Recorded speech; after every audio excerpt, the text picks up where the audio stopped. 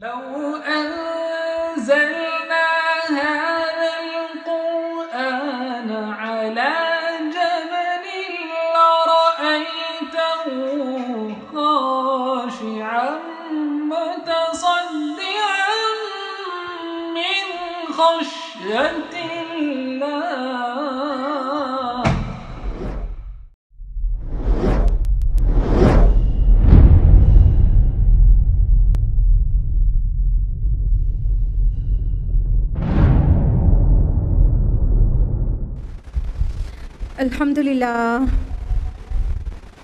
अल्हम्दुलिल्लाहि रब्बिल आलमीन वस्सलातु वस्सलामु अला रसूलिहिल करीम व अला आलिहि व अस्हाबिहि अजमाइन। अम्मा बअदु अऊज़ु बिल्लाहि मिनश शैतानिर रजीम। बिस्मिल्लाहिर रहमानिर रहीम। या अय्युहन नासु क़द जाअतकुम मौइज़तुम मिर रब्बिकुम व शिफ़ाउल लिमा फ़िस सुदूर व हुदन व रहमतुल लिल मुमिनीन। बिस्मिल्लाहिर्रहमानिर्रहीम। रब्बिश्रह ली सदरी व यस्सिर ली अमरी वहलुल उक़दतम मिन लिसानी यफ़क़हू क़ौली। मेरे अजीज़ सामियात, दर्स कुरान मजीद में आप सभी का तहे दिल से खैर मक़दम है। अस्सलामु अलैकुम व रहमतुल्लाहि व बरकातुहू।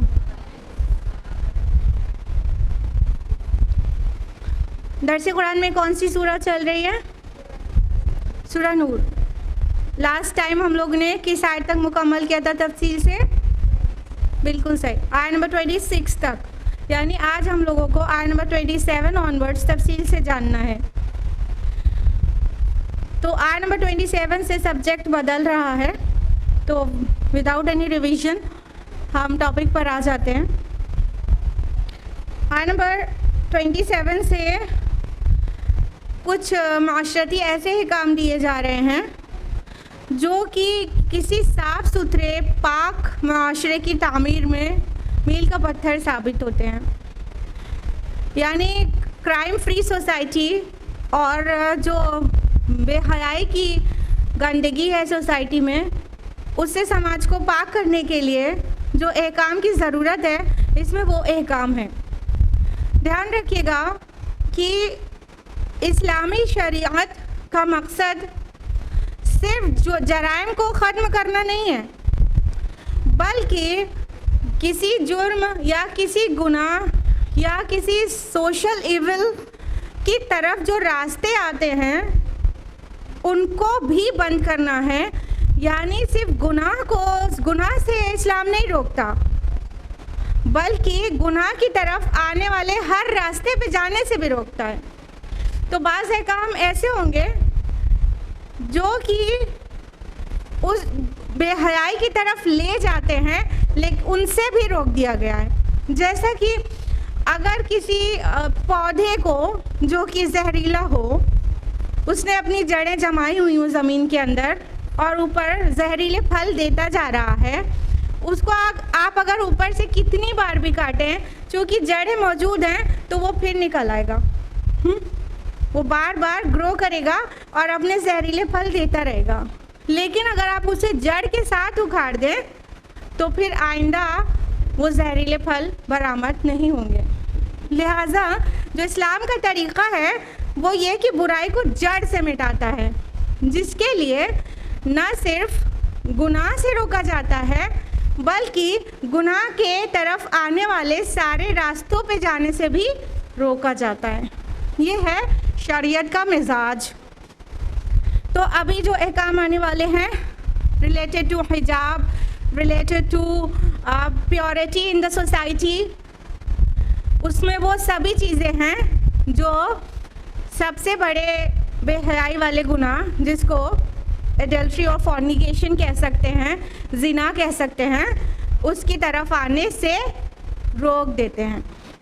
लिहाजा इतनी तमहीद के बाद शुरू करेंगे आयत नंबर 27। अऊज़ु बिल्लाहि मिनश शैतानिर रजीम। बिस्मिल्लाहिर्रहमानिर्रहीम। या अय्युहल्लज़ीना आमनू ला तदखुलू बुयूतन गैरा बुयूतिकुम हत्ता तस्तअनिसू व तुसल्लिमू अला आलिहा। ऐ ईमान वालो, अपने घरों के अलावा दूसरों के घर में दाखिल ना हुआ करो हत्ता कि उनकी रज़ा मालूम कर लो और घर वालों को सलाम कर लो। दालिकुम खैरुल लकुम लअल्लकुम तज़क्करून, ये तुम्हारे लिए बेहतर है ताकि तुम नसीहत हासिल करो। अब अल्लाह सुब्हानहू व तआला एक ऐसा माशरती हुक्म बयान कर रहे हैं, बज़ाहिर छोटा मालूम हो रहा है लेकिन इसका माशरत पे बहुत बड़ा असर है। फरमाया गया कि अपने घर के अलावा किसी के भी घर में दाखिल मत हुआ करो बग़ैर इजाज़त लिए, बल्कि बग़ैर मानूस हुए। क्या कहा जा रहा है? ला तदखुलू बुयूतन गैर बुयूतिकुम हत्ता तस्तानिसू, यहाँ तक कि मानूस हो जाओ। तस्ताज़नु नहीं कहा गया, जैसे कि ज़्यादातर ट्रांसलेशन में आप देखेंगी कि जब तक कि उनसे इजाज़त ना ले लो है।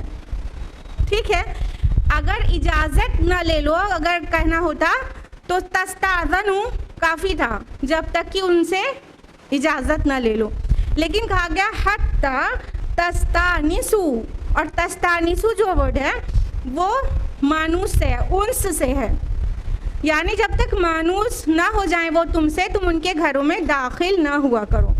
क्या बताया जा रहा है कि किसी के घर में दाखिल होने पर अपनी पहचान बताना चाहिए। अगर इजाज़त की बात है तो इजाज़त भी इसके अंदर आ रही है, इजाज़त लेना चाहिए और अपनी पहचान बताना चाहिए। अहले खाना ये जान जाएं कि कौन आया है और उसको अंदर एंट्री देना चाहते हो तो वो दें और मना करना चाहते हो तो मना कर दें। लिहाजा तो क्या तरीक़ा है, फ़र्ज़ क्या है, हुक्म क्या है कि बग़ैर इजाज़त के और बग़ैर अपनी पहचान बताए किसी के घर में बिना इजाज़त दाखिल मत हो। और कहा गया व तुसल्लिमू अला आलिहा, और उन पर सलामती भेजा करो अहले खाना पर। तो इसमें से ये वाला पोर्शन जो है, सलाम करना किसी के घर में दाखिल होने से पहले, ये सुन्नत है और इजाज़त लेना ये ज़रूरी है। तो अल्लाह के नबी सल्लल्लाहु अलैहि वसल्लम का जो इसके ऊपर प्रैक्टिकल था वो ये था कि नबी सल्लल्लाहु अलैहि वसल्लम जब किसी के घर में जाते तो पहले दरवाजे से अलग खड़े होके, सामने नहीं दरवाजे के खड़े होते थे, क्योंकि जब दरवाजे के सामने खड़े हो जाए तो प्रिवेसी तो मेंटेन नहीं हो रही ना, सामने तो दिख ही गया, अब क्या इजाज़त लेना ना। दरवाजे से अलग खड़े होके अहले खाना को सलाम करते थे, अस्सलामु अलैकुम, क्या मैं अंदर दाखिल हो सकता हूँ, क्या मुझे अंदर आने की इजाज़त है, और मैं की पहचान अपने नाम के साथ। ठीक है, इस तरह सुन्नत क्या है कि अहले खाना से इजाज़त लेने से पहले सलाम किया जाए, फिर इजाज़त लिया जाए। अगर इजाज़त नहीं आती तो आप सल्लल्लाहु अलैहि वसल्लम दोबारा सलाम करते, दोबारा इजाज़त मांगते, और फिर भी जवाब नहीं आता तो तीसरी बार सलाम करते और इजाज़त मांगते, कोई जवाब नहीं होता तो लौट जाते। ये हमारे नबी की सुन्नत है। इस तरह से अल्लाह ताला के हुक्म को अल्लाह के नबी सल्लल्लाहु अलैहि वसल्लम ने इम्प्लीमेंट किया है, जिससे हमें पता चलता है कि एक पाक सोसाइटी के लिए क्या चीज़ें फॉलो करना चाहिए। देखिए, जब ये कहा गया कि इजाज़त ले लिया करो या अपनी पहचान बता दिया करो और सलाम करके उसके बाद दाखिल हुआ करो, इससे क्या हो रहा है, ये हमारी प्रिवेसी को सेफगार्ड कर रहा है। हर इंसान अपने घर के लिए कुछ प्रिवेसी पसंद करता है, हाँ, साथ ही घर में ख़वातीन होती हैं, वो ज़रूरी तो नहीं है कि पूरी तरह से एकदम हिजाब और नकाब में घर के अंदर भी रहेंगी ना, तो वो फ्री हो के अंदर होंगी और कोई भी अंदर दाखिल हो जाएगा तो ऐसी वैसी जगहों पर नज़र पड़ जाएगी। ठीक है, लिहाजा इस्लाम ने, हमने बताया ना कि इस्लाम सिर्फ गुनाह से नहीं रोकता है, गुनाह की तरफ जाने वाले सारे होल्स को भी बंद कर देता है ना। तो अगर हम बिना इजाज़त के किसी के घर में दाखिल होंगे तो बहुत बार ऐसा होगा कि जल्दबाजी में ऐसे जगहों पर किसी के नज़र पड़ जाएगी जिससे दिल में वसवसे पैदा होंगे और गुनाह की तरफ इंसान माइल हो सकता है। और जिसके घर में आ रहा है उसे कितना बुरा फील होता है कि उसकी प्रिवेसी को मेंटेन नहीं रहने दिया गया, बस अचानक ही दाखिल हो जाया गया। तो ये छोटा सा दिखने वाला हुक्म बहुत बड़ा है और बहुत अहम है एक पाक और साफ़ और गुनाह से बिल्कुल पाक माशरे की तामीर में। तो हम लोगों को क्या करना चाहिए? सुन्नत यह है कि पहले सलाम करें और फिर अंदर आने की इजाज़त तलब करें और उनको वो अहले खाना हमसे मानूस हो जाए। यानी जब कोई पूछे कौन है तो ये जवाब ना दें जो कि सबसे ज़्यादा दिया जाता है, मैं हूँ, हम हैं। मैं और हम तो सभी होते हैं, हाँ। तो अल्लाह के नबी सल्लल्लाहु अलैहि वसल्लम इसको बहुत डिसलाइक करते थे, मैं हूँ, मैं हूँ। मैं तो सब होते हैं। अपना नाम बताना चाहिए, मानूस हो जाए इंसान, अच्छा फलां शख्स है। फिर उसके बाद अगर वो इजाज़त देता है तो घर में दाखिल होना चाहिए।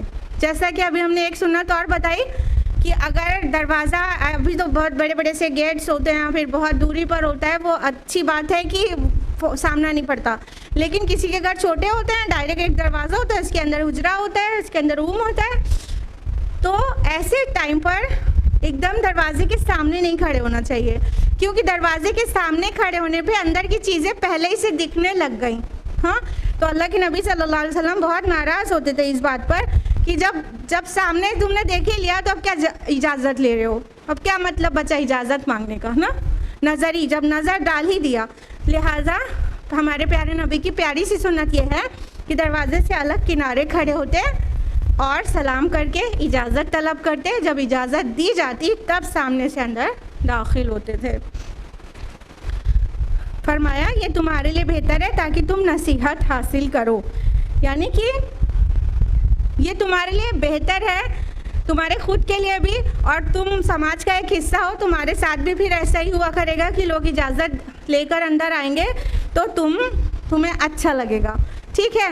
और जिस चीज़ से मना किया जा रहा है दूसरे के घर में दाखिल होने से, तो वो उससे सामने वाले को तकलीफ़ पहुंचती है और समाज में कई जुर्म पनपने की गुंजाइश है। जैसा कि हमारे सोसाइटी में राइज है कि बिना इजाज़त के लोग अंदर दाखिल हो जाते हैं और फिर दुपट्टा है खातून का कि नहीं है, लड़कियां किस तरह से बैठी हैं किस तरह से नहीं, वो सब पे उनकी नज़र पड़ती है और फिर तरह तरह के वसवास और तरह तरह के गुनाह के ख़यालात दिल में आना शुरू हो जाते हैं।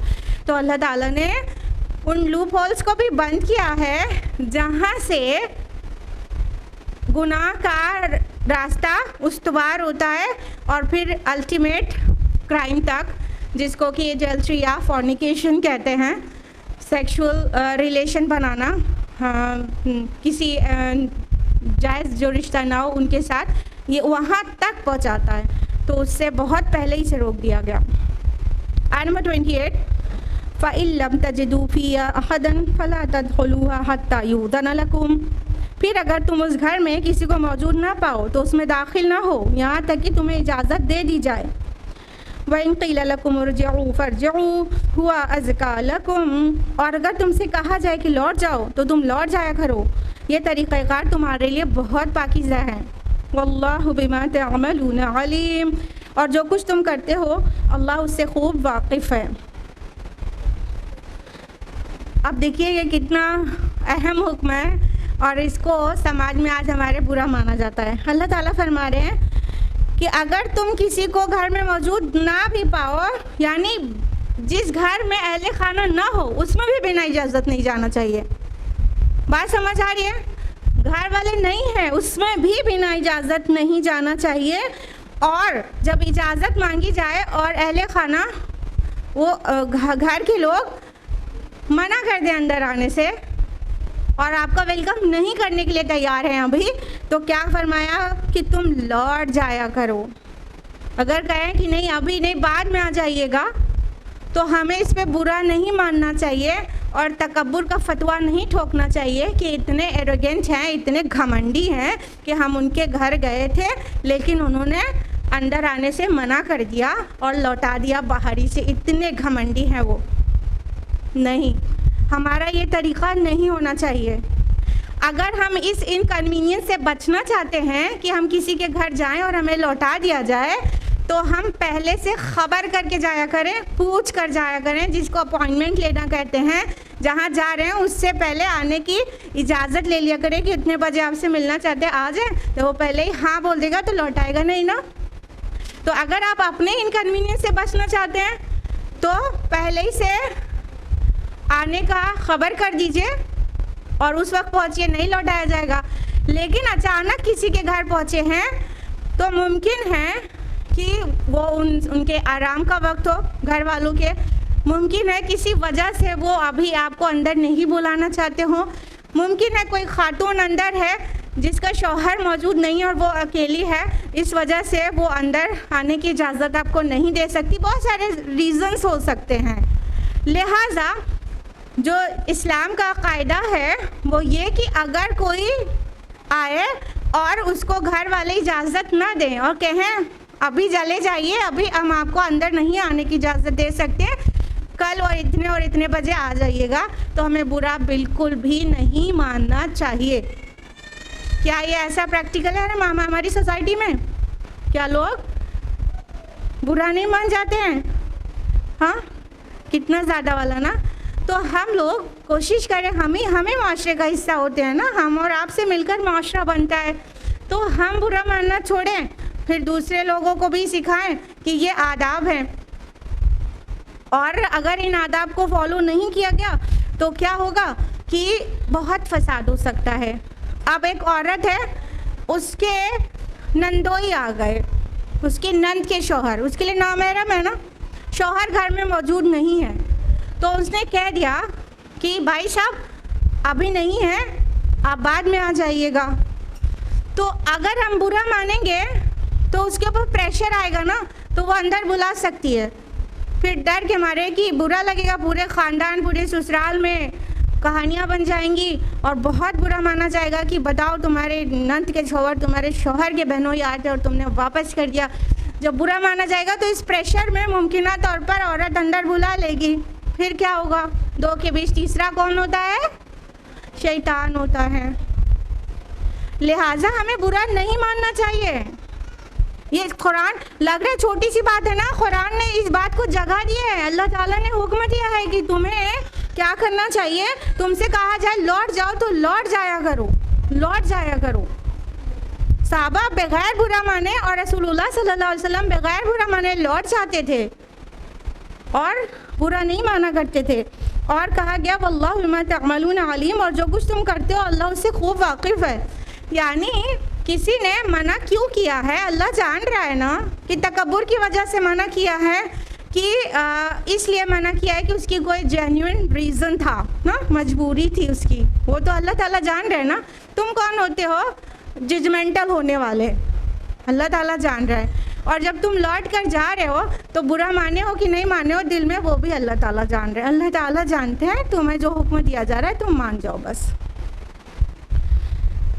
आयत नंबर 29, लैसा अलैकुम जुनाहुन अन तदखुलू बुयूतन गैर मस्कूनतिन फीहा मताउल लकुम, उसमें तुम्हारे लिए कोई हर्ज नहीं कि तुम गैर रिहायशी घरों में चले जाओ जिनमें तुम्हारे लिए कुछ सामान हो। वल्लाहु यअलमु मा तुबदून व मा तक्तुमून, और अल्लाह खूब जानता है जो कुछ तुम जाहिर करते हो और जो कुछ तुम छुपाते हो। अब किन घरों में बग़ैर इजाज़त के दाखिल होने की परमिशन दी गई? जो गैर रिहायशी घर हैं, जिसको हम पब्लिक प्लेसेस कहते हैं। कोई शॉप हो गई, कोई डिपार्टमेंटल स्टोर हो गया, कोई मार्केट प्लेस हो गई, कोई गोडाउन हो गया, कोई पार्क हो गया। जो पब्लिक प्लेसेस हैं उस पर इजाज़त की ज़रूरत नहीं है, क्योंकि सोसाइटी का यही एटिकेट है ना।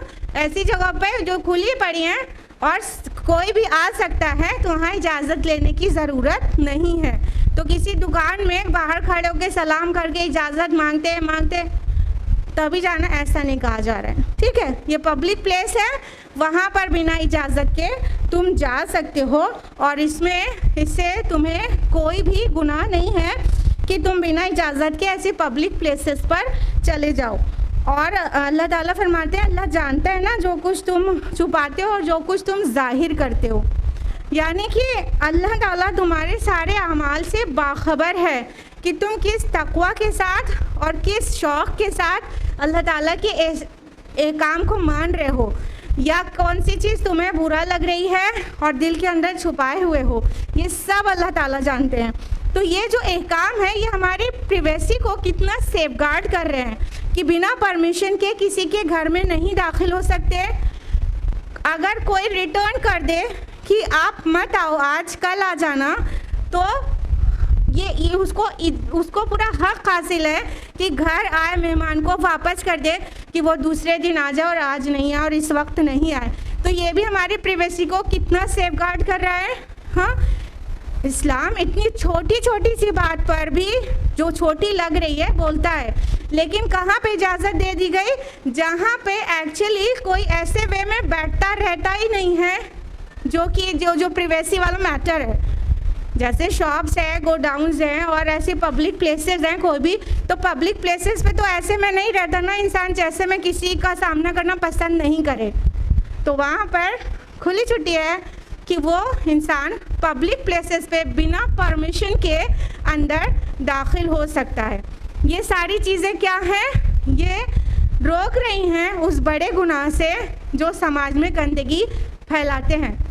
लिहाजा कुरान हकीम में कहा गया है ना, सूरह बनी इसराइल सूरह नंबर 17 आयत नंबर 32 में, वला तक़रबुज़्ज़िना, और जिना के करीब भी मत जाओ। ये नहीं कहा गया डू नॉट कमिट एडल्ट्री, जिना मत करो, बल्कि कहा गया जिना, फॉर्निकेशन या एडल्ट्री, ये इसके करीब भी मत जाओ। तो ये जो चीज़ें हैं ना, वो जिना के, एडल्ट्री के और बेहयाई के और इनडिसेंसी के करीब ले जाती हैं। तो वो जो चीज़ बहुत देर के बाद उस गुनाह में तब्दील हो जाएगी, उसको बहुत पहले से रोक दिया गया है। जब कोई मिनिस्टर किसी शहर में मूव कर रहा होता है, तो जिस क्रॉसिंग पे से उसे गुज़रना होता है, क्या ट्रैफिक पुलिस उसी क्रॉसिंग पे खड़े होके ट्रैफिक को रिपेल करती है? नहीं ना, उससे पहले आने वाले हर क्रॉसिंग पे ट्रैफिक पुलिस होती है, वहाँ से डाइवर्ट करती है। यानी जहाँ पे सिचुएशन को हैंडल करना है, उससे एक चौराहा पहले हैंडल किया जा रहा है, तब वहाँ पे कोई नहीं आ रहा। ठीक है, इस्लाम का मिजाज ये है, जिस गुनाह से बचाना इस्लाम को मकसूद है, दैट इज़ इनडिसेंसी, एडल्ट्री और फॉर्निकेशन, उससे बचाना, बेहयाई से बचाना, पूरे समाज में गंदगी फैलने से बचाना मकसूद है। तो उस तरफ आने वाले सारे रास्तों को एक चौराहा पहले ब्लॉक कर दिया गया है। तो यानी अब इतना बड़ा गुनाह तो नहीं होगा जब हर छोटे उसकी तरफ आने वाली हर चीज़ को बंद कर दिया गया। लिहाजा इससे हमारी प्राइवेसी सेफगार्ड हो रही है और हम अचानक से किसी नामहरम पे एक्सपोज होने से बच रहे हैं। ऐसे लोगों से जिनके सामने में नहीं जाना चाहिए, वो डायरेक्ट हमारे घर में बिना इजाज़त के नहीं आ रहे हैं और सामने से नज़र नहीं पड़ जा रही है, तो हम उतने बड़े गुनाह तक पहुंचने के सारे रास्ते ब्लॉक कर दिए गए, सील पैक कर दिए गए। और जहाँ पे मसला ये नहीं है, जैसे पब्लिक प्लेसेस के लिए ना आयत नंबर 29 में क्लियर किया गया कि पब्लिक प्लेसेस पे आप बिना परमिशन के जा सकते हो। एकदम साफ शरीयत के मिजाज समझ में आ गया ना। पब्लिक प्लेसेस पे इंसान फ्री होके नहीं रहता है ना, जिस वे में रहना उसे नॉर्मल है किसी के सामने, उस वे में ही बैठता है, वहाँ कोई प्राइवेसी नहीं चाहता पब्लिक प्लेसेस पे ना, तो वहाँ पे बिना इजाज़त के जाया जा सकता है। ये है इस्लाम, ये है अल्लाह ताला का कानून। आयत नंबर 30, कुल लिल मुमिनीना यग़ुद्दू मिन अब्सारिहिम व यहफ़ज़ू फ़ुरूजहुम। ऐ नबी सल्लल्लाहु अलैहि वसल्लम, मोमिनों से कहिए कि वो अपनी निगाहें बचा कर रखें और अपनी शर्मगाहों की हिफाजत करें। ज़ालिका अज़का लहुम, ये उनके लिए ज़्यादा पाकीज़ा है। इन्नल्लाह ख़बीरुम बिमा यस्नऊन, यकीनन अल्लाह बाखबर है उससे जो कुछ वो करते हैं। अब देखिए ये हिजाब की आयत आ गई मर्दों के लिए। तसलसल से साफ पता चल रहा है कि हिजाब के पर्दे के जो अहकाम हैं वो समाज में पाकी बनाने के लिए हैं, प्योरिटी और क्राइम फ्री सोसाइटी की बिल्डिंग के लिए हैं। इसलिए हिजाब के अहकाम है, ना कि किसी को, ह्यूमन बीइंग को, अल्लाह के बंदे बंदियों को सताने के लिए। और बहुत वावेला किया जाता है ना कि औरतों को हिजाब का हुक्म क्यों दिया गया है और मर्दों को क्यों नहीं दिया गया है। ये बिल्कुल फेक बात है। पहले अल्लाह ताला ने मर्दों को हिजाब का हुक्म दिया है, उनके पर्दे का हुक्म पहले दिया है। आयत नंबर 30 में हमने अभी जो रिसाइट की वो आयत नंबर 30 थी सूरह नूर की। और औरतों के हिजाब का हुक्म अगली आयत में आएगा, आयत नंबर 31 में। तो सबसे पहले तो ये गलतफहमी दूर होना चाहिए कि इस्लाम में औरतों को पर्दे का हुक्म दिया गया लेकिन मर्दों को नहीं दिया गया। अभी हम आपको ये भी बताएंगे कि 1 डिग्री में मर्दों को ज़्यादा दिया गया है पर्दे का हुक्म, उतना सख्त औरतों के लिए नहीं है एक पॉइंट ऑफ व्यू से। ठीक है, आयत नंबर 30 में क्या कहा गया? मोमिनों से कह दो जो अल्लाह और रसूल पर ईमान रखने का दावा करते हैं ना, उनसे कह दो अपनी निगाहों को बचा कर रखें। देखिए यहाँ यगुद्दू मिन अबसारिहिम है। गज़्ज़े बसर का मतलब होता है, जैसे कि ट्रांसलेट किया जाता है कि निगाहों को झुका कर रखें। ये सूटेबल मीनिंग नहीं है, परफेक्ट मीनिंग नहीं है। गज़्ज़े बसर का मतलब होता है कि निगाहों को किसी ऐसे वैसे मकामात पर पड़ने से बचाना, टकटकी मार के घूर के देखने से रुकना। ठीक है, निगाहों को बचा कर रखना, कोई डिस्ट्रक्शन से बचाना। ठीक, तो मर्दों के लिए कहा गया अपनी निगाहों को बचा कर रखें। ये मर्द का हिजाब है कि वो किसी खातून की हुस्न से लुत्फ़अंदोज़ होने के लिए उसे ना देखे। अब अचानक नज़र जब पड़ जाएगी तो वो माफ़ है। अल्लाह के रसूल सल्लल्लाहु अलैहि वसल्लम ने फरमाया, ऐ अली, पहली नज़र माफ़ है लेकिन दूसरी जायज़ नहीं है। ठीक है, अचानक नज़र पड़ जाएगी तो फ़ौरन अपनी निगाहों को लोवर कर देना चाहिए। देखिए, जो कहा जाता है गज़्ज़े बसर निगाहों को बचा कर रखे, तो बचती यूजुअली लोवर करने से ही है। हाँ, निगाहों को हटा लें, झुका लें, इसलिए ट्रांसलेट कर दिया जाता है, वरना मकसद है निगाहों को बचाना। हर वक्त नीचे देखते रहना और ऊपर देखना ही नहीं और जाके किसी गाड़ी से टकरा जाना, ये नहीं कहा गया है ना। क्या कहा गया है कि जब ऑपोजिट जेंडर के साथ मुलाकात हो तो नज़र को ऐसा संभाल के रखें कि ऐसी वैसी जगह पे ना पड़े और लुत्फ़अंदोज़ होने के लिए ना देखें। मतलब ये भी नहीं कहा गया है कि अपनी निगाहों, मतलब औरत को कभी देख ही नहीं सकता, नज़र पड़ जाए कि देख सकता है लेकिन नज़र हटा ले ताकि दिमाग में शैतान कोई बुरे ख़यालात ना डाले। इससे पहले कोई बुरे ख़यालात है, नज़र नीचे हो जानी चाहिए, नज़र झुका लेनी चाहिए, नज़र को बचा लेना चाहिए। ठीक है, और रसूलुल्लाह सल्लल्लाहु अलैहि वसल्लम ने सहाबा के ऊपर इसका प्रैक्टिकल करके दिखाया है। एक बार रसूलुल्लाह सल्लल्लाहु अलैहि वसल्लम के साथ उसामा इब्न ज़ैद थे और एक बार एक और सहाबी थे, अब्दुल्ला इब्न अब्बास के भाई। तो एक खातून, एक लड़की एक मसला पूछने आ गई। तो एक रिवाज में उसामा रज़ियल्लाहु अन्हु और दूसरी रिवाज में है कि इब्न अब्बास के भाई, वो उसकी तरफ देखने लगे। तो रसूलुल्लाह सल्लल्लाहु अलैहि वसल्लम ने उसका चेहरा ऐसे पकड़ कर दूसरी तरफ घुमा दिया। यानी मर्दों को ये ज़्यादा ताकीदी बड़ा हुक्म है कि वो औरतों को ना देखें लज्जत के लिए। यही वो पॉइंट है जिसके मुतालिक हम आपसे कह रहे थे कि एक पॉइंट पर तो अल्लाह ताला की तरफ से मर्दों को ज़्यादा बड़ा हुक्म है हिजाब का औरतों से। तो औरतों का मर्दों को देखना, उन पर नज़र पड़ जाए या उनको देखना, वो सारी अहादीस को जमा करेंगे, जब कुरान के एहकाम प्लस सारी अहादीस को जमा करेंगे तो महसूस ये होगा कि औरतों को मर्दों को देखना उतना बड़ा जुर्म नहीं है जितना मर्दों को औरतों को देखना है।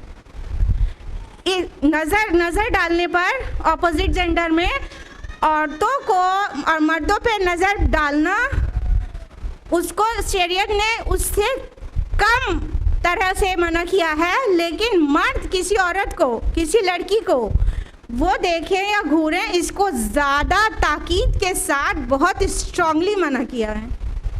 तो अब हिजाब का बड़ा हुक्म, पहला जो हुक्म है बड़ा ज़्यादा किसके ऊपर है? मर्दों के ऊपर है।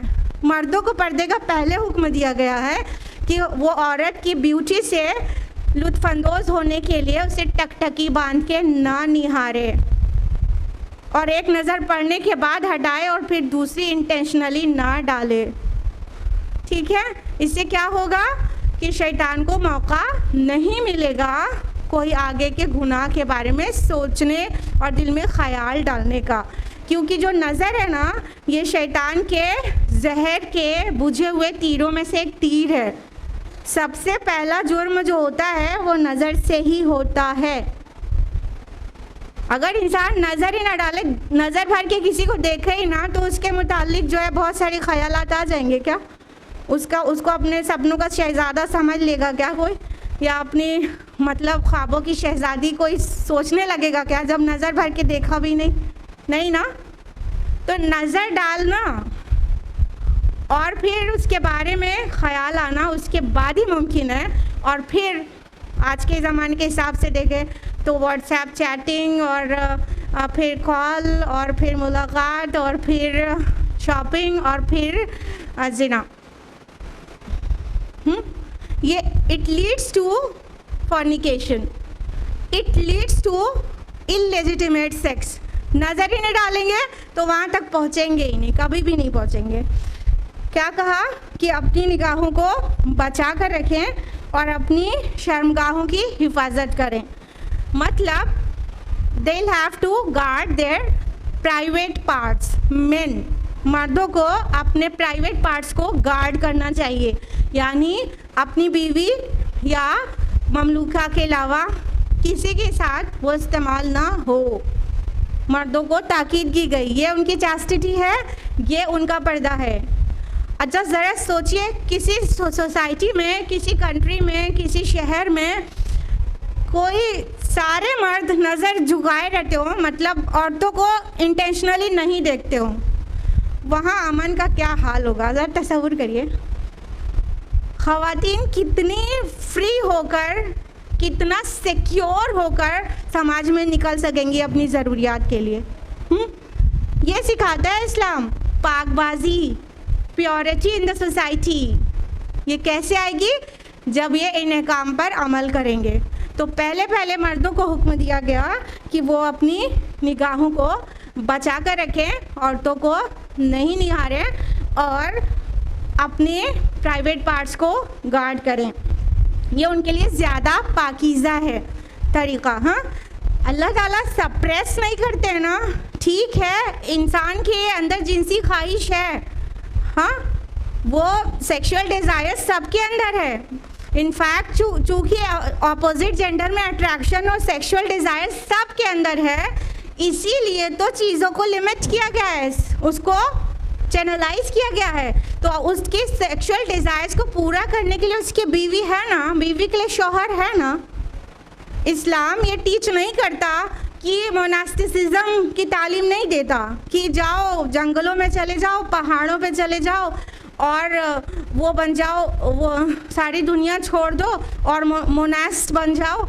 नहीं, अपनी बीवी, अपने शौहर के साथ ज़िंदगी गुजारो और अपने सेक्सुअल डिज़ायर्स को भी पूरा करो, लेकिन अनलॉफुली नहीं पूरा करो। इससे समाज में गंदगी फैलती है और समाज पुरअमन नहीं रह पाता, ख़वातीन सिक्योर नहीं रह पाती और उनको कई तरह के जराइम का सामना करना पड़ता है।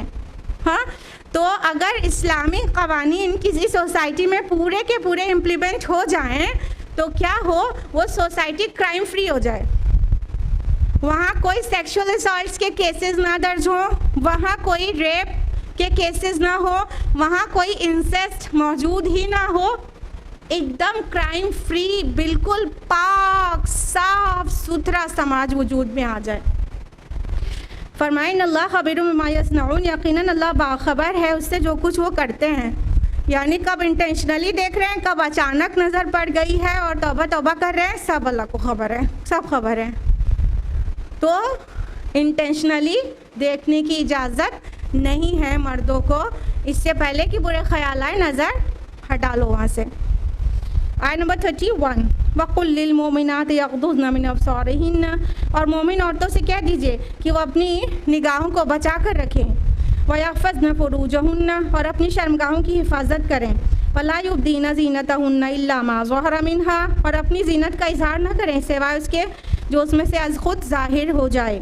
वलयद्रिबन बिख़ुमुरिहिन्न अला जुयूबिहिन्न, और चाहिए कि वो अपने गिरबानों पर अपनी ओढ़ियों के बुक्कल मार लिया करें। वला युब्दीना ज़ीनतहुन्ना, और ना वो जाहिर करें अपनी जीनत को, इल्ला लिबुलतिहिन्ना औ आबाइहिन्ना, सिवाय अपने शौहरों के या अपने बापों के, औ आबाए बुलतिहिन्ना औ अबनाइहिन्ना औ अबनाए बुलतिहिन्ना, या अपने शौहरों के बापों के या अपने बेटों के या अपने शौहरों के बेटों के, औ इख्वानिहिन्ना औ बनी इख्वानिहिन्ना औ बनी अखवातिहिन्ना, या अपने भाइयों के या अपने भाइयों के बेटों यानी भतीजों के या अपनी बहनों के बेटों यानी भांजों के, औ निसाइहिन्ना, या अपनी जान पहचान की औरतों के, औ मा मलकत ऐमानुहुन्ना, या उनके जिनके मालिक उनके दाहिने हाथ हैं, अब ताबिईन गैर उलिल इर्बत मिनर रिजाल, या ऐसे ज़ेर दस्त मर्दों के जो उनकी तरफ गरज ही नहीं रखते, हवित तिफ़्लिल्लज़ीना लम यज़हरू अला औरातिन निसा,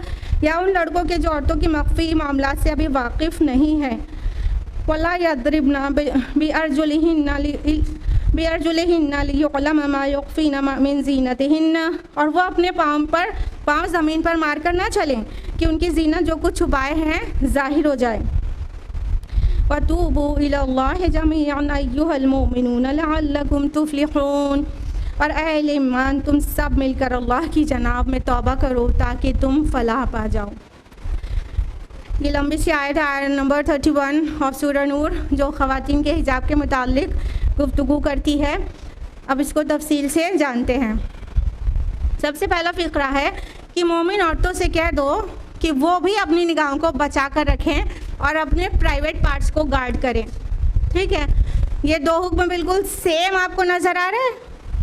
मर्दों के लिए भी यही कहा गया है कि वो अपनी निगाहों को बचा कर रखें, औरतों के लिए भी कहा गया है कि यग़दुज़्न मिन अब्सारिहिन्न, अपनी निगाहों को बचा कर रखें, यानी मर्दों को ऐसे घूर घूर के नहीं देखें।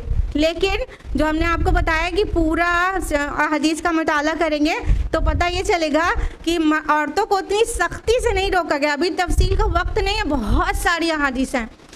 औरतों को उतनी सख्ती से नहीं रोका गया कि मर्द पे नज़र पड़े। जैसा कि आयशा रज़ियल्लाहु अन्हा ने हबशियों का खेल देखा था, रसूलुल्लाह सल्लल्लाहु अलैहि वसल्लम आपके सपोर्ट में खड़े थे, हाँ, हुजरे से हबशियों का खेल देखा था।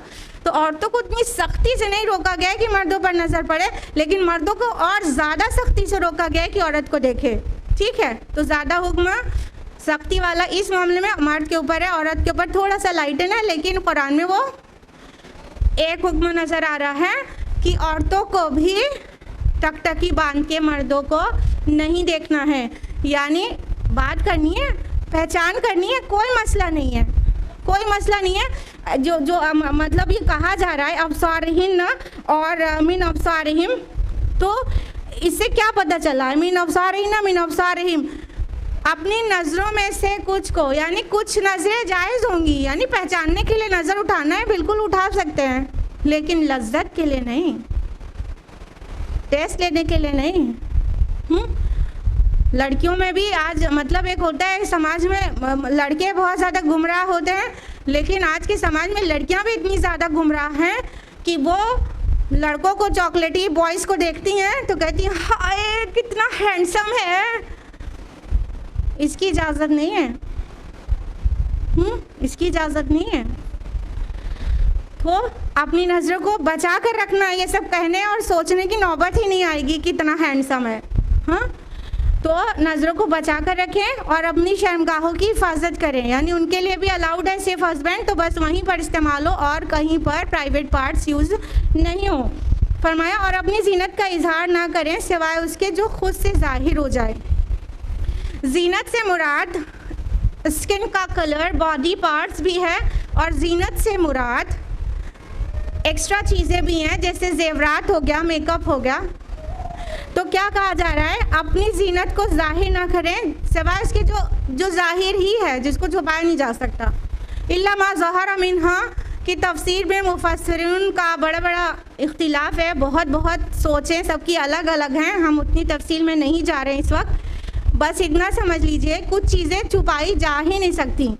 जैसे कोई बहुत जिसकी हाइट बहुत अच्छी है, वो कैसे छुपा सकती है? औरत नहीं छुपा सकती। अच्छी हाइट, टॉल खातून, पतली दुबली टॉल, तो उसमें भी अट्रैक्शन है, लेकिन वो छुपाई नहीं जा सकती। ऊपर से वो पूरी ओढ़नी डाली हुई है लेकिन हाइट तो उसकी दिख ही रही है। इल्ला मा ज़हरा मिन्हा, सिवाय जो खुद ब खुद जाहिर है।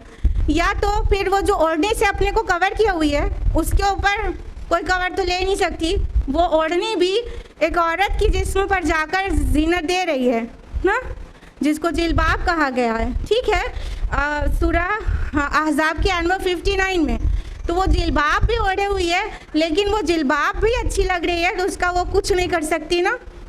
या हवा चली और थोड़ी सी जिल्बाब, थोड़ा सा हिजाब उड़ गया और थोड़ी सी जीनत कपड़ों की जाहिर हो गई, उसके लिए वो कुछ नहीं कर सकती ना। लिहाजा ये इस्तिस्ना दिया गया है, एक्सेप्शन इल्ला मा ज़हरा मिन्हा, जो खुद ब खुद जाहिर है, उसके अलावा बाकी जीनत को वो जाहिर नहीं करे। यानी औरतों के लिए अलाउड नहीं है कि वो अपने हुस्न को गैर मर्दों के सामने नुमाइश करें, बल्कि जो सत्र है वो ढका रहे। सत्र क्या है औरत का? ये चेहरा और ये कलाई के बाहर तक का हाथ, इतना हाथ और चेहरा, और डिफरेंस ऑफ ओपिनियन के साथ ये पैर का बाहर का हिस्सा, टखने से बाहर, टखने से नीचे उतना हिस्सा, बस इतना जिस्म छोड़ के बाकी पूरा जिस्म एक्सटेंट है, सत्र है। तो ये क्या होना चाहिए? ये कवर्ड होना चाहिए। एक बात तो ये हुई। दूसरी बात, उस पर जो जीनत इख्तियार की गई है वो भी कवर्ड होना चाहिए। तीसरी बात, अब ये जो चेहरा है ना, इस पर भी बहुत मेकअप शिकअप किया हुआ है, या ये हाथ की हथेली है, इसमें डिफरेंस ऑफ ओपिनियन भी नहीं। चेहरे के नकाब में तो डिफरेंस ऑफ ओपिनियन है, आप लोग खुद स्टडी कर लीजिएगा, लेकिन हाथ पे तो डिफरेंस ऑफ ओपिनियन भी नहीं है कि ये सत्र के बाहर है, खुला रह सकता है, लेकिन इस पर मेहंदी लगा ली और न जाने कितना जीनत इख्तियार कर ली, नगीने वाली बहुत सारे फिंगर रिंग्स पहन ली, और तो वो भी कवर्ड होना चाहिए अकॉर्डिंग टू स्कॉलर्स। ठीक है, तो अपनी जीनत को किसी के सामने जाहिर ना करें। मकसद क्लियर है ना? ताकि समाज में पाकबाजी और इफ़्फ़त हो, ना कि समाज में गंदगी हो। जब औरत ज़ेबो ज़ीनत के साथ ब्यूटीफाई होके सड़कों पर निकलती है, पार्टीज़ में जाती है, क्लब्स में जाती है, तो उसके मुतालिक क्या क्या कहा जाता है और क्या क्या गंदी बातें की जाती हैं वो सुन लें औरतें, तो फिर शायद है कि वो घर से निकलना ही छोड़ते हैं। ऐसी ऐसी बातें मर्द लोग ऐसी गंदी निगाहों के, गिद्ध और जानवरों जैसी निगाहों से देखकर ऐसी ऐसी बातें करते हैं। तो लिहाजा हम उनका तो कुछ नहीं कर सकते, अपना ही कर सकते हैं। लिहाजा अपने जीनत को जाहिर ना करें। हमने क्या किया कि हमने जीनत को जाहिर नहीं करना का वो छोड़ दिया। हिजाब का मतलब सत्रपोशी समझ लिया। सबसे पहली चीज़ तो यही कि सत्र ढका हुआ होना चाहिए, और हिजाब का मतलब सत्रपोशी समझ लिया, और जिसकी वजह से सत्रपोशी के लिए कहा गया था, जिसकी वजह से हिजाब के काम है, वो वजह को फरामोश कर दिया। और हमने क्या किया कि अब हम देखेंगे कई जगह पार्टीज़ में और कई पब्लिक प्लेसेस पर लोग हेड कवर कर लेते हैं। ठीक है, हेड कवर हो गया, ये नेक कवर हो गई, ठीक है फ़ाइन, लेकिन उसके साथ इतनी जीनत इख्तियार किए रहते हैं कि वो और भी ज़्यादा हसीन दिखती है। तो मकसद है फितने का सद्देबाब। मकसद ये नहीं है कि क्या चीज़ खुला है क्या चीज़ दिख रहा है। हर एक काम का, हुक्म का मकसद है फितनों का सद्देबाब। तो हिजाब का मतलब ये नहीं है कि हम बहुत सारे सत्र तो ढके हुए हैं लेकिन इतना सुंदरी बन के घूम रहे हैं कि उसमें भी बहुत हसीन लग रहे हैं। और फितनों का सद्देबाब ऐसे तो नहीं हो सकता है। ठीक है, तो don't kid your self my beloved sister, don't kid your selves. कि हम खाली सत्रपोशी को हिजाब कहते हैं, दिस इज़ नॉट हिजाब एट ऑल। हाँ, ये सत्र ढका हुआ है लेकिन दिस इज़ नॉट हिजाब, दिस इज़ नॉट इस्लामिक हिजाब। इस तरह है तो अभी भी बहुत अट्रैक्टिव लग रहे हैं, और समाज में जब जा रहे हैं तो गंदी निगाहों से नहीं बच पा रहे हैं। हाँ, और कभी हम कैमल हेम्प हिजाब लगाते हैं, पीछे पूरा का पूरा पफ लगाकर उसको ऊंचा करके हिजाब लगा लेते हैं, हेड कवर कर लेते हैं। ये कैमल हेम्प हिजाब, कैमल हेम्प हेयर स्टाइल बिल्कुल अलाउड नहीं है। ठीक है, बाल को लोवर करके झाड़ना चाहिए और ऊंचा, बहुत ऊंचा नहीं बनाना चाहिए। इन सभी चीज़ों को हमें ख्याल रखना होगा, तब जाके समाज में इफ़्फ़त और पाकदामनी आ पाएगी और प्योर सोसाइटी हमें मिल पाएगी, अदरवाइज़ नहीं। आगे कहा गया वल्यद्रिमना बिखुमुरहिन्ना ला जुयूबिहिन्ना, और उन्हें चाहिए कि अपनी गिरोबानों पर अपनी ओढ़नियों का बुक्कल मार लिया करें। अयामुल जाहिलिया में जो खुमर जो वर्ड आया है, खुमर, ये इसका सिंगुलर है खिमार। खिमार दुपट्टे को कहते हैं, वो ओढ़नी जो मतलब कमर तक बस आधे जिस्म को कवर करे, ढीला कर दे लिबास को, ठीक है। तो जो खिमार है ये पहले अयामुल जाहिलिया में, in the days of ignorance, it was in the practice कि ऐसे सर से बांध के पीछे नॉट दे के पूरा का पूरा आंचल पीछे छोड़ देती थी ख़वातीन।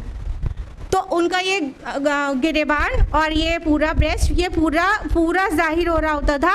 उस पर सिर्फ एक कुर्ती होती थी और पूरा जाहिर हो रहा होता था। तो ये मॉडेस्ट लगता है, कहीं से मॉडेस्ट लगता है कि सर को ढक लो और पूरा जो आंचल है उससे पीछे को ढीला कर लो, कवर कर लो। नहीं, इस्लाम में तरीका जो है दुपट्टा लेने का वो ये है कि हेड भी कवर हो, नेक भी कवर हो और सामने की चीज़ें थोड़ा लूज, मतलब आंचल से एक लूज चीज़ एक एडिशनल आ जाए। मतलब सूट पहने घर के अंदर हैं तो वालिद है, भाई है, उसके सामने भी, और बाहर निकल रहे हैं तो जिल्बाब है जो भी, तो ऊपर से लूज हो जाए, ठीक। तो दुपट्टे को अभी भी कश्मीर वाला जो ड्रेस होता है वो ऐसे ही होता है ना, पीछे कर लेते पूरा आंचल। ये तरीका नहीं, तो इस्लाम ने जो तरीका बताया कि सामने जो है एक फेरा लगा लो दुपट्टे का।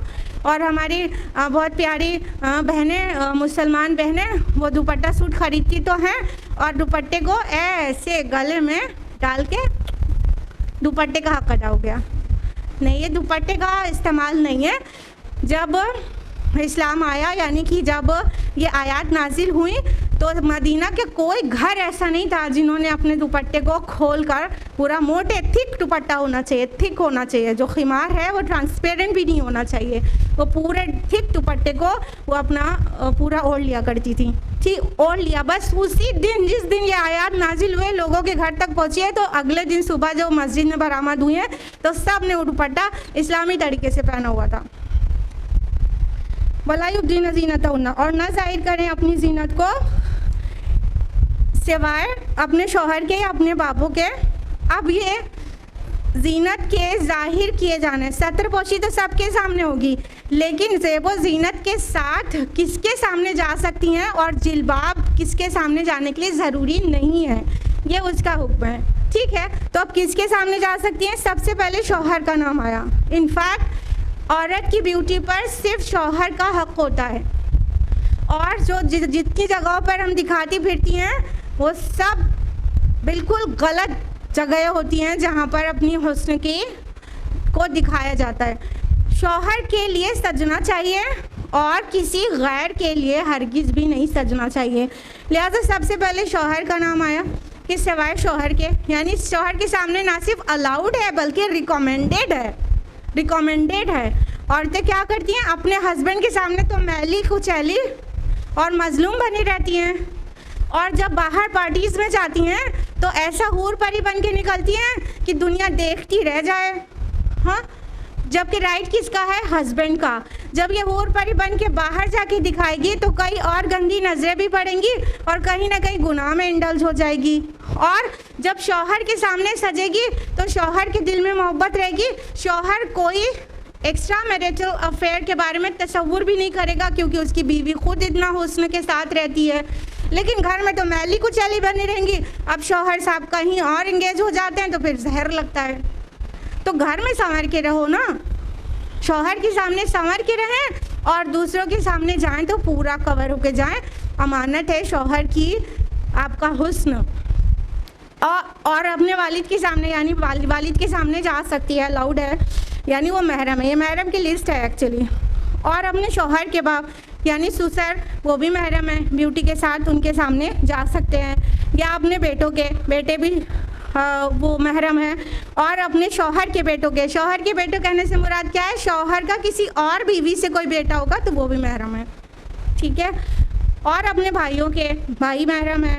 और अपने भाई के बेटे यानी भतीजों से, या अपनी बहन के बेटे यानी भांजों के सामने वो पूरी जीनत इख्तियार किए हुए बिना जिल्बाब लिए जा सकती है।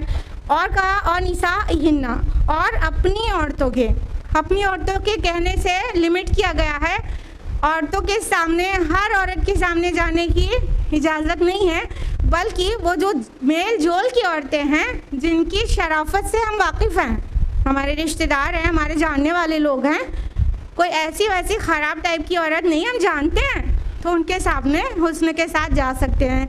लेकिन कुछ औरतें शरीफ टाइप की नहीं होती हैं, यानी जो अनजान औरतें हैं, आपको नहीं पता कि ये आपका हुस्न देखेंगी और किसी मर्द से उसका बयान कर दें तो मतलब होगा कि वो उसने आपको देख लिया। तो ऐसी औरतों के सामने जो कि जिससे आप जानती नहीं हैं, उसके सामने पर्दा है, ध्यान रहे। अनजान औरतों के सामने वैसे ही पर्दा करना है जैसे कि नामहरम मर्दों के सामने पर्दा किया जाता है। और फरमाया या उनके जिनके मालिक है उनके दाहिने हाथ, और मामला के तैमानुन। इसमें थोड़ा सा डिफरेंस ऑफ ओपिनियन है कि एक आका के लिए उसकी जो बांडी है सिर्फ उसी के लिए ये हुक्म है कि उसके सामने जा सकती है जीनत के साथ। और इस बात में डिफरेंस ऑफ ओपिनियन है कि एक फीमेल मास्टर के लिए, एक खातून के लिए, कि उसके ग़ुलाम के सामने वो जीनत के साथ जा सकती है कि नहीं, इसमें उलमा का इख्तिलाफ है।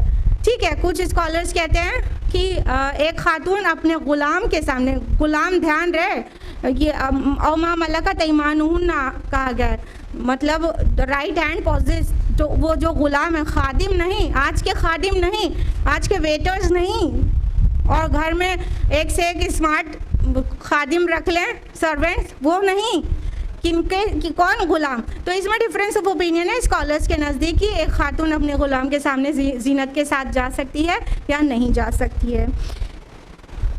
आगे कहा गया या ऐसे ज़ेरदस्त मर्द जो उसकी तरफ कोई गर्ज नहीं रखते।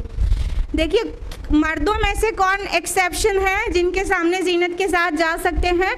दो चीज़ बताई गई है। अभी ताबेईना, एक तो वो ताबे हों, घर में कोई जैसे एक नस्ल दर नस्ल नौकर होते हैं, उनका वालिद पहले नौकर था, फिर उनका बेटा नौकर है, ठीक है, एक तो वो ताबे हों, ज़ेर दस्त हों।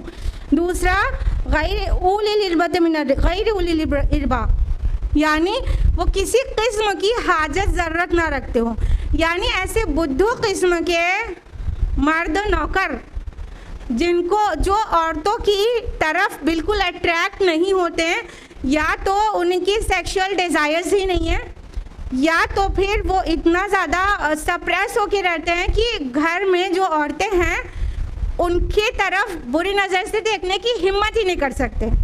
ठीक है, ये दोनों बात होनी चाहिए। तो जब जो मर्द बिल्कुल भी ख्वाहिश नहीं रख सकते, ना ही उसकी हिम्मत रखते हैं कि घर की औरतों पर ऐसी और वैसी नज़र डालें, तो उनके सामने जा सकती हैं। ध्यान रहे, ये दोनों चीज़ें, एक तो वो ताबे होना चाहिए और वो उसमें कोई ख्वाहिश नहीं होना चाहिए, तब उस औरतों के ऐसे मर्दों के सामने जा सकती हैं। फिर उसके बाद बात आगे बढ़ती है या उन लड़कों के जो औरतों के मख्फी मामला से अभी वाकिफ़ नहीं हैं, यानी बच्चों में किसके सामने जा सकती हैं? जो अभी औरतों के हुस्न के चीज़ों से वाकिफ़ नहीं है, उनके हुस्न में उनको कोई अट्रैक्शन अभी पैदा नहीं हुआ है। बालिग होना नहीं होने से इससे मतलब नहीं है। बालिग मान लीजिए 13 साल में कोई लड़का हो रहा है, लेकिन औरतों की पोशीदा बातों से 8 ही साल में आजकल इंटरनेट के वजूद से आज इतनी जल्दी बच्चे अट्रैक्ट हो रहे हैं और चीज़ों को जानने लगते हैं, प्राइवेट चीज़ों को जानने लगते हैं औरतों की। तो अगर वो 10 साल के 8 साल के भी हैं, लेकिन वो सब जानते समझते हैं और उनकी निगाह वैसी नहीं है कि वो कुछ बुद्धू है बिल्कुल, तो उन बॉयज़ से पर्दा है, उम्र से मैटर नहीं करता। आज से 50 साल पहले की तफासिर तो कह रही हैं 10-12 साल के लड़के, लेकिन आज की तफासिर होंगी तो ये कहेंगी कि वो तो 7-8 साल के भी सब जानते हैं औरतों के बारे में ना। तो उनसे भी पर्दा करना है जो कि ख़वातीन की पोशीदा बातों से वाकिफ़ हैं और उनके अंदर अट्रैक्शन फील करते हैं, उनका बॉडी फिगर लेते हैं, जैसे ऐसी वैसी निगाह उनकी हो गई है इतनी कम उम्र में भी, उनसे भी पर्दा है। और फरमाया कि अपने पैर को ज़मीन पर ऐसे मारते हुए मत चलो कि जो ज़ीनत छुपाई हुई हो वो ज़ाहिर हो जाए। ये भी उसका हिजाब का एक जुज़ है कि अगर जेवर ऐसे पहने हुए हैं जिसको अगर ज़्यादा ज़ोर से चला जाए, मतलब भारी कदम रखा जाए, तो उसकी आवाज़ से किसी को सुनाई दे सकती है। जैसे कंगन हो गया, ठीक है, तो हिलते डुलते चलना और ऐसे जेवरों की खनक सुनाई पड़े तो ऐसे नहीं चलना है। अगर जेवरात या कोई आराइश की चीज़ पहनी हुई है तो उसकी आवाज़ या दूसरे को टर्न करने पे मजबूर कर दे, वैसी चीज़ हो तो फिर उससे बचना है, ठीक है। रही बात घुंघरू जैसी चीज़ जो ला मोहल्ला बचता ही बचता है, उसे कंट्रोल नहीं कर सकते, ये सिरे से हराम है, ठीक है। घुंघरू के बारे में हदीस है कि जिस जेवर का आवाज़ आप रोक ही नहीं सकते, वो जो नागरा में घुंघरू लगा के घूमते हैं, पायल में घुंघरू लगा के दुल्हनिया घूमती है, हाँ, छम छम करती हुई चलती है, कैसे शरीफ इंसान को भी पलटने पे मजबूर कर देती है। तो घुंघरू तो सिरे से नहीं अलाउड है, और कोई जेवर जो ज़्यादा ज़ोर से चलेंगे तो बजेगा और फिर अच्छा खासा शरीफ इंसान ऐसे पलट के देखेगा और अट्रैक्ट हो सकता है। औरत की हर अदा में हुस्न है, तो वो उस तरह से चलना नहीं है, या तो उसको छुपा के रखना है कि वो उसको ज़ाहिर ना हो, दूसरे पे अट्रैक्शन ज़ाहिर ना हो। और इसी तरह खुशबू का भी हुक्म है। खुशबू में ना आवाज़ है ना कुछ है, लेकिन जो उसकी स्मेल है वो बहुत अट्रैक्ट करती है, तो औरत खुशबू लगा के बाहर नहीं जाएगी। और फरमाया कि और तुम सब मिलकर अल्लाह की जनाब में तौबा करो ताकि तुम फलाह पाओ। ये सारे पाकबाजी के काम देने के बाद फिर भी तौबा करने के लिए कहा गया, क्योंकि फिर भी कुछ ना कुछ गलती हो जाएगी, इसलिए तौबा भी बहुत करो ताकि तुम कामयाब हो जाओ, आखिरत में तुम कामयाब हो जाओ।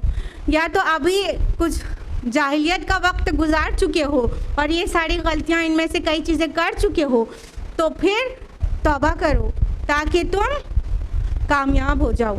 तो जो पीछे गुनाह हो गया उसकी तौबा करें और हिजाब पे बेहतर से बेहतर प्रैक्टिस करने की कोशिश करेंगे, वो करते रहें, लेकिन फिर भी कुछ कमी रह जाएगी, इसलिए तौबा साथ में करना है। तौबा सिर्फ गुनाहों पर नहीं किया जाता, तौबा गुनाह का एहसास हुए बगैर भी किया जाता है। तौबा करने के बहुत से फ़ायदे हैं और बहुत सारे गुनाह हम पर एक्सपोज होते ही नहीं कि हमसे गलती हो गई, तो उसकी भी तौबा बनती है ना, इसलिए तौबा करो ताकि तुम कामयाब हो जाओ।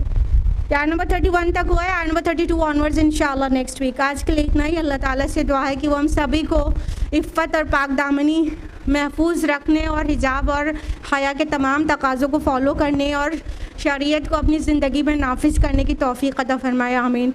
व आखिर दावाना अनिल हम्दुलिल्लाहि रब्बिल आलमीन।